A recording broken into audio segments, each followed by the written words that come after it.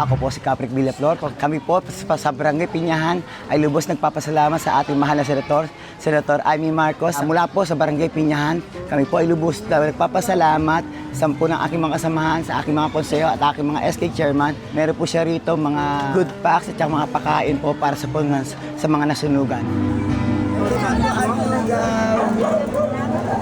Para sa bata, para sa lugaw.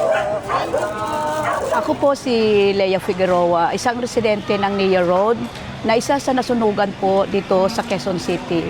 Maraming salamat po, Senator Amy Marcos. Ito po ipinapaabot ng aming Barangay Piñahan. Aming lubos na pasasalamat sa inyong lubos na tulong at pagmamahal at suporta sa aming barangay.